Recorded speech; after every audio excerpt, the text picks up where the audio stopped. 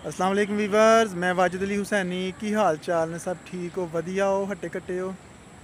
किसे वक्त च कोई अमीर बंदा हुंदा सी, बड़ा कारोबारी बंदा सी। ਉਹਦੇ ਊਂਟ ਸਨ, ਘੋੜੇ ਸਨ ਔਰ ਬਹਿਰੀ ਬੇੜਿਆਂ ਤੇ ਉਹਦਾ ਸਮਾਨ ਜਾਂਦਾ ਸੀ ਦੂਸਰੇ ਮੁਲਕਾਂ ਦੇ ਵਿੱਚ।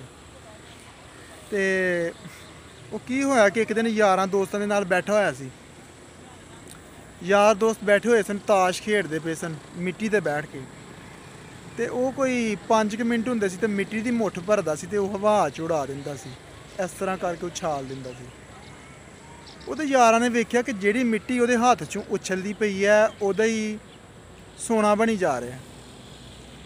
ਉਹ ਹੈਰਾਨ ਰਹਿ ਗਏ। ਉਹਨਾਂ ਨੇ ਕਿਹਾ, ਯਾਰ ਜਿਹੜੀ ਤੂੰ ਮਿੱਟੀ ਉਡਾ ਰਿਹਾ, ਹੱਥਾਂ ਨਾਲ ਉਡਾ ਰਿਹਾ, ਤਾਂ ਨੂੰ ਉਛਾਲਣਾ ਪਿਆ, ਇਹਦਾ ਤੇ ਸੋਨਾ ਬਣੀ ਜਾ ਰਿਹਾ। ਉਹਨੇ ਕੀ ਕੀਤਾ, ਜਿਹੜਾ ਅਮੀਰ ਬੰਦਾ ਸੀ ਉਹਨੇ ਰੋਣਾ ਸ਼ੁਰੂ ਕਰ ਦਿੱਤਾ ਜ਼ੋਰ ਜ਼ੋਰ ਦੀ। ਉਹਨਾਂ ਨੇ ਕਿਹਾ, ਯਾਰ ਤੈਨੂੰ ਕੀ ਹੋਇਆ? ਅਸੀਂ ਤਾਂ ਤੈਨੂੰ ਖੁਸ਼ੀ ਦੀ ਗੱਲ ਦੱਸੀ ਹੈ ਕਿ ਤੇਰੀ ਜਿਹੜੀ ਮਿੱਟੀ ਉਛਾਲਣਾ ਪਿਆ ਉਹਦਾ ਵੀ ਸੋਨਾ ਬਣਨ ਲੱਗ ਪਿਆ ਤੇ ਤੂੰ ਰੋਣ ਲੱਗ ਪਿਆ। ਉਹਨੇ ਕਿਹਾ ਕਿ ਅੱਲਾ ਦੇ ਬੰਦਿਓ, ਜਦੋਂ ਕੋਈ ਚੀਜ਼ ਦਾ ਐਂਡ ਹੋ ਜਾਂਦਾ ਨਾ, ਉਹ ਫਿਰ ਪਿੱਛੇ ਨੂੰ ਮੁੜ ਪੈਂਦੀ ਹੈ। ਤੇ ਮੇਰੀ ਜਿਹੜੀ ਅਮੀਰੀ ਹੈ ਨਾ, ਮੈਂ ਬੜਾ ਜ਼ਿਆਦਾ ਅਮੀਰ ਹੋ ਗਿਆ, ਹੁਣ ਮੈਂ ਪਿੱਛੇ ਨੂੰ ਹੋ ਜਾਣਾ, ਮੁਫਲਸੀ ਦਾ ਜਿਹੜਾ ਨਾ ਮੈਂ ਸ਼ਿਕਾਰ ਹੋ ਜਾਣਾ। ਉਹੀ ਗੱਲ ਹੋ ਗਈ ਕਿ ਮਹੀਨੇ 2 ਮਹੀਨੇ ਦੇ ਵਿੱਚ ਉਹ ਬੰਦਾ ਨਾ ਮੁਫਲਸੀ ਦਾ ਸ਼ਿਕਾਰ ਹੋ ਗਿਆ। ਬੜਾ ਗਰੀਬ ਹੋ ਗਿਆ, ਸਾਰਾ ਕੁਝ ਵਿਕ ਗਿਆ ਉਹਦਾ। ਬਹਿਰੀ ਬੇੜੇ ਵਿਕ ਗਏ, ਜ਼ਮੀਨਾਂ ਵਿਕ ਗਈਆਂ, ਘੋੜੇ ਵਿਕ ਗਏ, ਇੱਥੋਂ ਤੱਕ ਕਿ ਬੀਵੀ ਬੱਚੇ ਵੀ ਰੁੜ ਗਏ ਉਹਦੇ 'ਚ ਨਾ, ਦਰਿਆ 'ਚ। ਫਿਰ ਕੀ ਹੋਇਆ ਉਸ ਤੋਂ ਬਾਅਦ ਕਿ ਖਾਣ ਪੀਣ ਨੂੰ ਵੀ ਕੁਛ ਨਾ ਰਿਹਾ।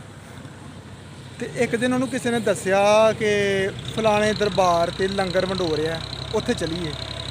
ਉਹਨੇ ਕਿਹਾ ਠੀਕ ਹੈ, ਲੈ ਚੱਲੋ। ਉਹ ਜਿਸ ਵੇਲੇ ਗਏ ਦਰਬਾਰ 'ਤੇ ਉੱਥੇ ਬੜੀ ਲੰਬੀ ਲਾਈਨ ਲੱਗੀ ਹੋਈ। ਉਹ ਵੀ ਲਾਈਨ 'ਚ ਜਾ ਕੇ ਲੱਗ ਗਿਆ। ਜਿਸ ਵੇਲੇ ਲਾਈਨ 'ਚ ਲੱਗ ਗਿਆ ਤੇ ਜਿਸ ਟਾਈਮ ਉਹਦੀ ਵਾਰੀ ਆਈ ਨੇ ਤੇ ਰਾਤ ਪੈ ਗਈ ਹੋਈ ਸੀ। ਉਹਨੂੰ ਵੀ ਇੱਕ ਰੋਟੀ ਮਿਲੀ ਤੇ ਉਹਦੇ ਤੇ ਥੋੜ੍ਹਾ ਜਿਹਾ ਸਾਲਨ ਮਿਲਿਆ। ਉਹਨੇ ਸਬਰ ਸ਼ੁਕਰ ਕੀਤਾ, ਰੋਟੀ ਫੜੀ ਤੇ ਤੁਰ ਪਿਆ ਆਪਣੀ ਮੰਜ਼ਿਲ ਦੀ ਤਰਫ। ਉਹ ਕੀ ਹੋਇਆ ਜਨਾਬ ਕਿ ਰਾਹ ਦੇ ਵਿੱਚ ਠੇਡਾ ਠੁੱਡਾ ਲੱਗਾ, ਕਿਉਂਕਿ ਹਨੇਰਾ ਹੋ ਗਿਆ ਹੋਇਆ ਸੀ। ਉਹ ਕੋ ਠੇਡਾ ਲੱਗਿਆ ਤੇ ਰੋਟੀ ਡਿੱਗ ਪਈ ਉਹਦੀ।